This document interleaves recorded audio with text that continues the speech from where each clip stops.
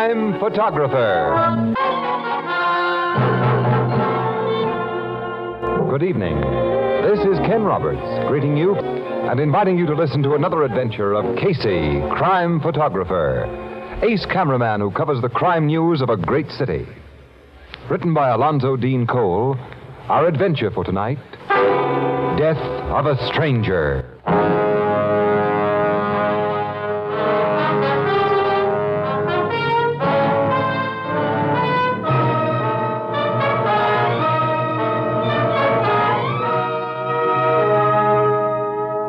Morning, a little after 10 o'clock. Behind a massive desk in the richly appointed office that is a part of his home sits Robert Hayden, whose lucrative business is the buying and selling of rare stamps. A door opens and his brother enters. What do you want, Ronald? An old fellow outside wants to see you. Who is he? He wouldn't give me his name. He said you'd know who he was if I told you he has, the 3 skilling orange error. He has the 3 skilling orange error? Well, don't ask me for an explanation. He wouldn't give me any. For your information, Ronald, the 3 skilling orange error is a Swedish stamp. The only one known to exist is owned by an ex-king who would be a most unlikely visitor to this office. Your man outside is a nut. Get rid of him. But the old chap acted perfectly sane. I said get rid of him. Very well. Oh, wait, Ronald. Can't you learn the least thing about a secretary's duties? I've done something wrong again? You've just wasted my time, Ronald. Look, I've had to support you most of your life, and mine. When my son Horace was taken ill, you offered to take over his job. But you've been nothing but a bother. Now, file these letters, and correctly, please. I'm going upstairs and see Horace. He's gone out for a walk. Why, the doctor told him to stay in bed. Oh, that young fool. If he has a relapse when I need him, I'll see if he's gone out. Answer that telephone and say that I'm out. Wait. Right. Wait. I'm expecting a call from my son, Arthur. If it's him on the wire, say I'll have that check for him this afternoon, and not to bother me about it before then. What check? Oh, he'll know about it. Pick up that telephone. I'm going up the back stairs. Robert Hayden's office. His secretary speaking. Well, you're learning, Uncle Ronald. Soon you'll be a better secretary than I am. Oh, it's you, Horace. Mm-hmm. Is Dad there? He just went upstairs to raise the dickens if he found you out of bed. Well, I'm down in Market Square. I walked all the way here, and I feel fine. Oh, your dad won't like it. Does he ever like anything I do or you do? The only member of the family who ever gets a decent word out of him is my little brother, Arthur. Is he around now? No, but your father's expecting him, I think, to pick up a check. Another check for the fair-haired boy, huh? When I want extra money, the old man tells me to live on the salary he pays me. Well, now, Horace, your father tries to be... Uncle Ronald! What? Come here! Someone help! What was that, Uncle? Your brother, Arthur, he's yelling. Hold the wire, Horace. Uncle Ronald! What's wrong, Arthur? I just came into the outer office, and I found that man. Look at him. Good. Arthur, Ronald, what's going on here?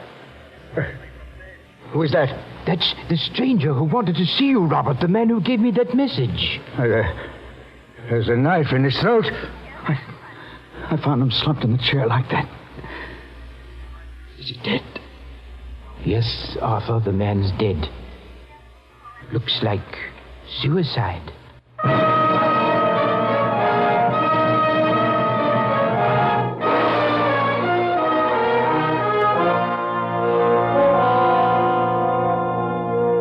What's your verdict, Doctor? This man did not commit suicide, Captain Logan. I told you this was a murder, pal. Shut up, Casey. Go on, Doc. The knife entered the old fellow's neck at an impossible angle for self-infliction. Oh, it seems I never get an easy one. The people in this house say they never saw the guy until this morning. They have no idea who he is or why he came here. Can we have the knife now, Doc? Yes, I'm finished. Muller, dust it for fingerprints. And you, Sergeant, make a thorough search of the body. Yes, sir. Can I interview the people who found the body now, Captain? You've already interviewed him, Miss Williams, and Casey got their You pictures. sent him upstairs before we could finish our job. That's all we know It's about. all I know so far. We heard exactly the same story from Robert Hayden, his brother, and his 2 sons. No prints on the knife, Captain. That's just swell. Did you find anything on the body, Sergeant? Looks to me like the killer went through the guy's pockets, Captain. How about identifying marks on his clothing? No labels, no laundry marks to help us either. The guy must have had a wife who washed his clothes, or he did it himself. He doesn't look to me like a fellow who'd do his own laundry. Why? Well, look at his face. You can tell he was a nervous, sensitive, artistic type, Logan. His kind go dirty before they'll do boresome jobs like washing clothes. Yeah, this guy had an interesting face, Annie. Mm-hmm. Yeah. Well, that's a nice face. At a time like this, you talk about an interesting face? Sergeant, ask the Haydens to come downstairs, all of them. I want to talk to him again. Right, Captain? You think one of them may have been the killer, Captain? Miss Williams, how can I think anything yet about this case? I merely asked. Hayden has quite a fancy setup in this big old house, hasn't he? He's many times a millionaire. Did he make his dough in the rare stamp business, Logan? No, in the stock market. I understand he made a big killing there and sorted the proceeds away, quit speculating, and made a business out of what had been his... I've heard that he's recognized as one of the world's greatest authorities on philately. On what, Annie? Philately. It means stamp collecting. Oh. You wish to ask us further questions, Captain? Yes, Mr. Hayden. Come in, all of you. Well, I'm sure there's nothing any of us can tell you. This lower floor of your house is devoted entirely to your business, Mr. Hayden? Yes, it's kept separate from my living quarters. My clients enter this reception room directly from the street as they'd enter a shop. My private office is in there, and my secretary has a room off that door. Your son has acted as your secretary? My eldest son, Horace, until several weeks ago when he was taken ill. Since then, my brother has attempted the work. Very clumsily, I'm afraid. Of course, you might have trained Arthur to take my place, Dad. I have no head for business, Horace. You simply have no head, Art. No, look, that's enough, boys. But Mr. Ronald, you say the stranger gave you the impression that his message about the 3-skilling orange error would mean something to your brother? Mr. Casey... The stranger couldn't have given such an impression. He didn't know me, and I didn't know him. My question was addressed to Ronald, Mr. Hayden. Well, I did believe the stranger knew you, Robert. He seemed so confident that you'd see him. You're a fool. Now, Mr. Hayden, you left your private office shortly after you received the stranger's message. Yes? You didn't come into this reception room then? No. I went directly up the back stairs, and I didn't come down until I heard my son Arthur yelling for help. I thought something was happening to him. Arthur. Yes, Captain? You said you walked in here from the street and saw the dead man. That's right. I've never seen a fellow just stabbed himself. It seemed all I could do was yell for help. At that time, Horace, you were talking to your uncle over the phone, huh? Yes, Mr. Casey. I'd called Dad's office from a booth in the Market Square drugstore. I held the wire while Uncle Ronald went to learn the reason for Arthur's yells, and when he came back on the wire and told me the reason, well, I naturally flagged a cab and hurried home. You reached here before we cops did, Mr. Horace. Yes, you policemen certainly took your time in getting Well, here. if you'd correctly reported the stranger's death, we'd have come here faster, Mr. Hayden. What do you mean? You said the man had committed suicide, but we found a murder. Murder? That man didn't kill himself? He did not kill himself. Well, but then, who killed him? And why? That's something I think one of you 4 men can tell me. Now he's thinking, Annie. Yes, Casey. And I wonder where it'll get him.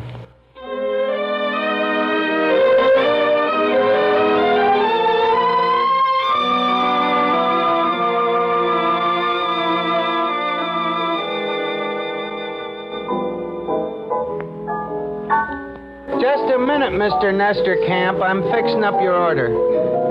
You say Logan got nowheres with them Haydens, huh, Casey? No, nowhere at all, Etherbird. They haven't changed their stories a bit. And the victim's identity has to be known before Captain Logan can hope to prove that one of the Haydens or anybody had reason to kill him. Logan lost his sense of values on this one, Annie. Showed his hand too soon. There's no clue to the stranger's identity, huh? Nope. That makes things really tough. You think any one of them Haydens could have done it except the one who was telephoning from Market Square? I don't know. And we won't know anything about this stranger until... You know, that guy's face haunts me, Annie. No, it's the kind of a face that you don't forget. Yeah. If the paper had print that close-up I took of him... Yeah, somebody would be sure to identify it. Why won't they print it? Well, did you ever see a close-up of a guy with a fresh knife wound in his throat? No. Well, you won't. In any family newspaper, Ethelbert. Too many customers wouldn't like it. Well, I'm a customer, and I wouldn't object. Well, all right, pal. You asked for it. Here's the picture I took of the dead stranger. Oh. You see? Yeah. Hey, that dead guy is Mr. Carfora. What? He lives in my neighborhood, Casey. Well, where? Oh, who was he? Where? What was Oh, Mr. Carfor owns a little old house on Bay Street just back of the lumber yard. He and my sister Edna sent their clothes to the same wash lady. And she says he'd done some kind of work in his house, but she didn't know what. Annie, we're going to that house on Bay Street right now. First, I'm going to kiss Ethelbert. Blue Note Cafe, Ethelbert Oh, it was Williams.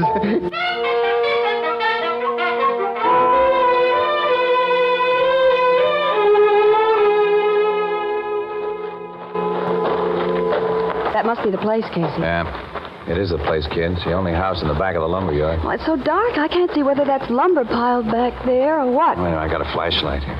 We should have phoned Captain Logan to join us. We'll let that lug in on this after our exclusive is in the bag. Come on, Annie. You're going to break into the house? Not break in, exactly. I'm kind of handy at opening doors without causing any damage. Well, I hope we can find something in there that establishes a motive for Carfara's killing. I have a hunch we will find something. Casey! Explosion. It was in Carfara's home. Hey, look, the place is on fire. That man. He's running from the house. Hey, you stay there, Annie. Casey, come back here. I get a good look at that. He's shooting at you. Your flashlight. Shot it right out of my hand. That was foolish, mister. You got no target now. Another miss, fella. Try again. Now, that gun flash gave me a target. Now I've got you. Casey! Casey, where are you? I can't see. Answer me, Casey. Answer me. Oh.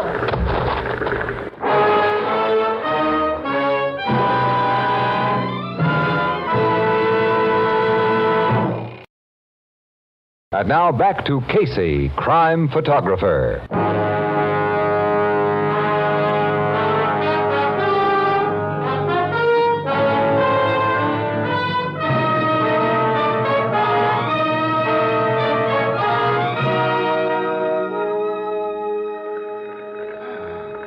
Sure you're okay, Annie?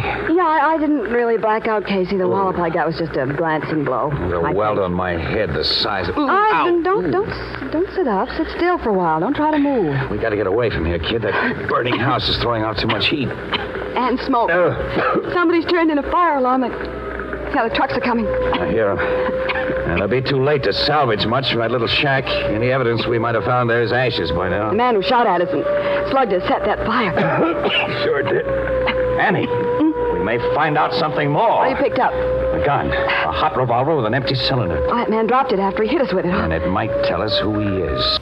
Let's get it to Captain Logan. Wait a minute, Annie, wait. The firemen will be on the job in a minute. They'll cool off that little house in a hurry.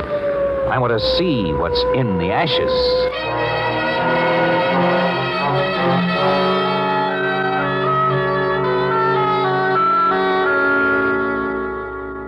You say this guy Carfora was an engraver, Casey? Well, that had been his trade, Logan, but the guy was essentially a hobbyist. And among other things, he went in for chemistry and photography. Annie and I saw the remains of some swell equipment in the ruins of his home. Yeah, we checked our findings there with neighbors who'd known him, Captain. Nobody knew him really well, but we're told that his main interest was philately. Stamp collecting, dumbbell. Oh, stamp collecting. Well, anybody knows that. Yeah, well, get the connection, though. Carfora was an absolute bug on stamps. He bought them constantly and is supposed to have owned some very rare books on the subject. His collection apparently was destroyed by the fire. And that fire was no accident, pal. It was set by the guy who slugged Ann and me. Have you any idea why? Captain Logan. Yes, Sergeant? I just got the report on the gun Casey found, sir. Oh, good. Swell. Let's have it. A permit for a revolver of this make and serial number was issued 6 months ago to Arthur Hayden. Arthur? Well, that's the youngest son and his father's favorite. Arthur's the one who discovered Carfora's body. Sergeant, issue an order for the arrest of Arthur Hayden. Wait a minute, Logan, will you? Before any arrests are made, before anyone's told about that gun or our identification of the stranger, let's have a talk with Robert Hayden. The old man. Yeah. He could have used his kid's gun tonight. He's the big stamp man, and stamps are the link with Carfora. All right, let's have a talk with Robert Hayden.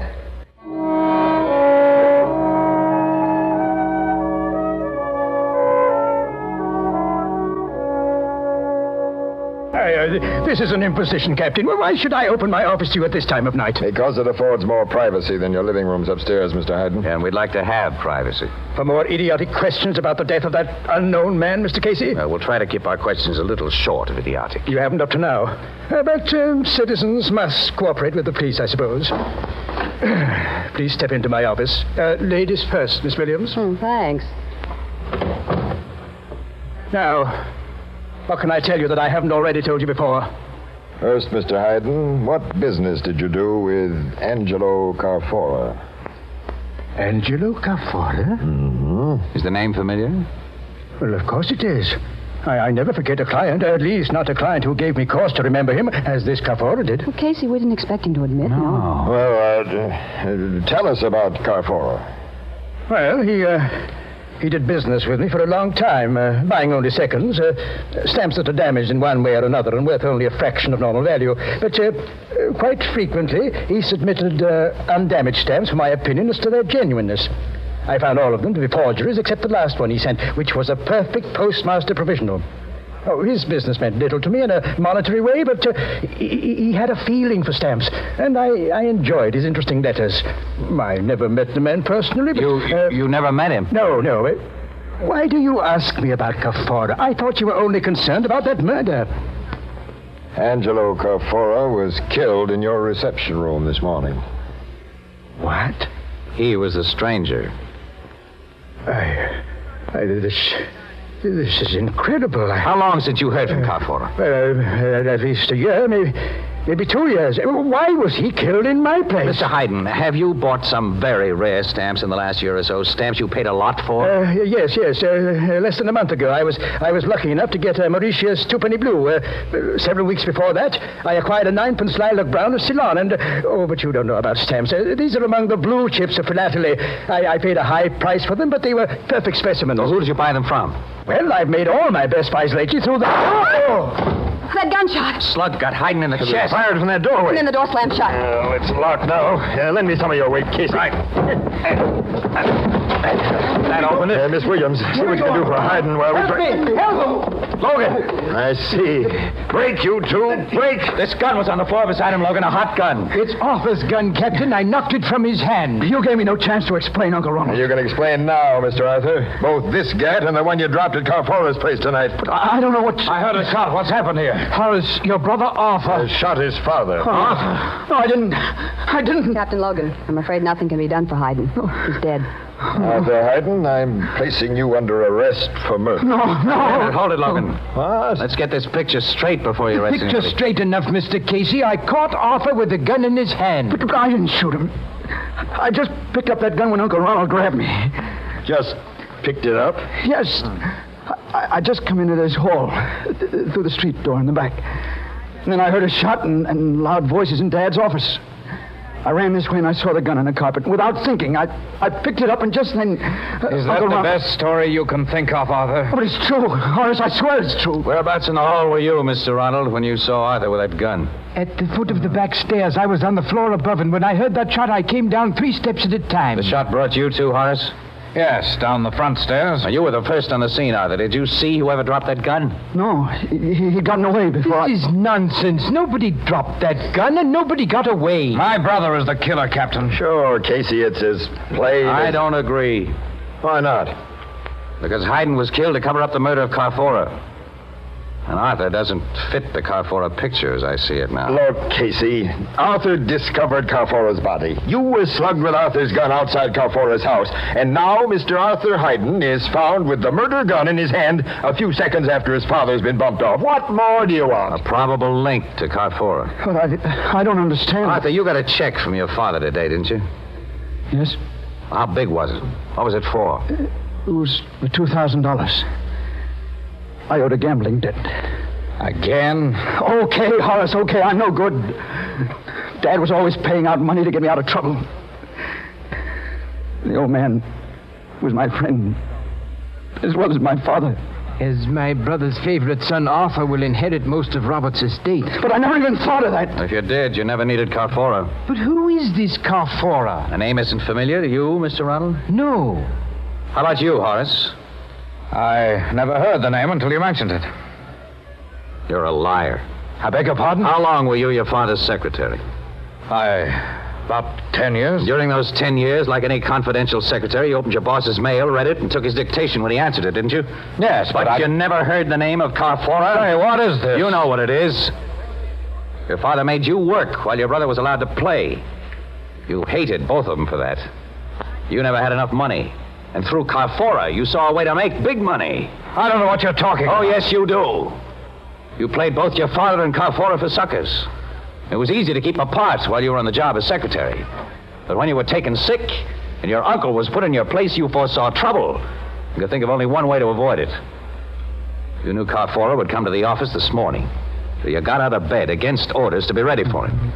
When your uncle left the reception room to deliver that message about the Swedish stamp, you killed Carfora. Oh, you're crazy. I was a mile away in a drugstore on Market Square when Carfora was killed. I talked to Uncle Ronald from a phone booth there. Yes, he did, Mr. Casey. How many phones are there in this big house, Mr. Ronald? Lines, I mean, not extensions. Why, 3. You used one of those 2 other lines to call the office line, Horace. You were nowhere near Market Square. You can't prove that. You know about the dermal nitrate test? Dermal nitrate? It'll show that you fired a gun tonight.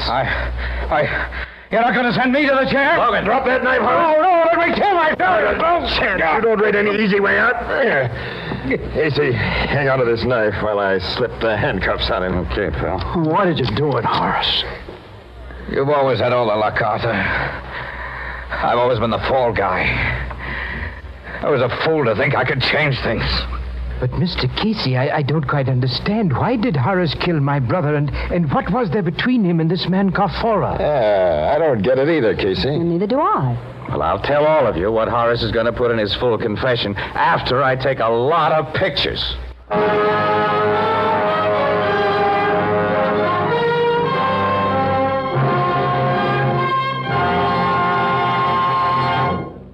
We'll join our friends at the Blue Note in just a moment.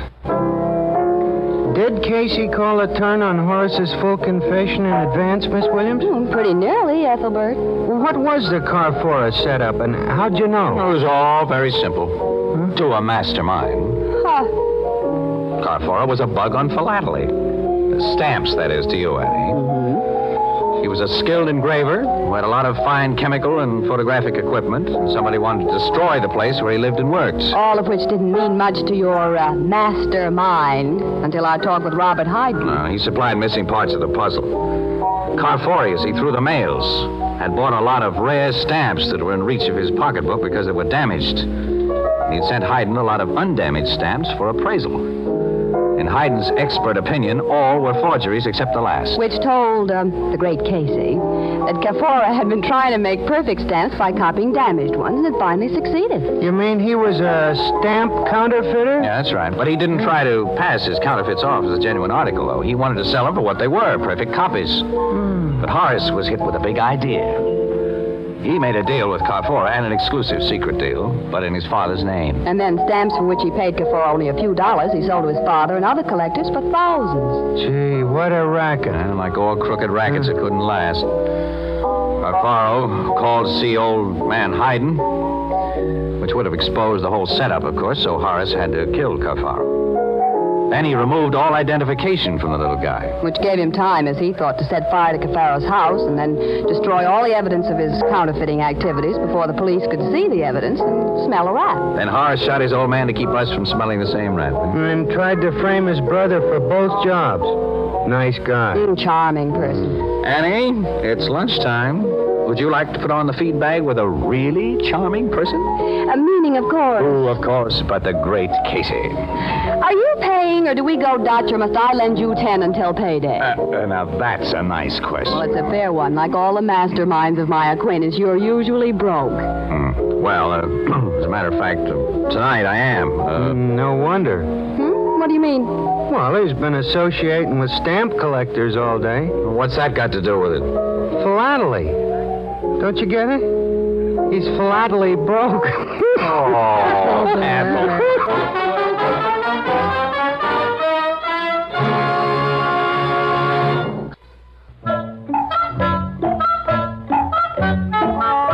Crime Photographer is produced and directed by John Dietz. It is written by Alonzo Dean Cole and is based on the fictional character of Flash Gun Casey, created by George Harmon Cox. Original music by Cy Fewer, and the program features Jan Miner as Anne and John Gibson as Ethelbert. Herman Chittison is the Blue Note pianist. This is Ken Roberts saying good night. This is CBS, the Columbia Broadcasting System.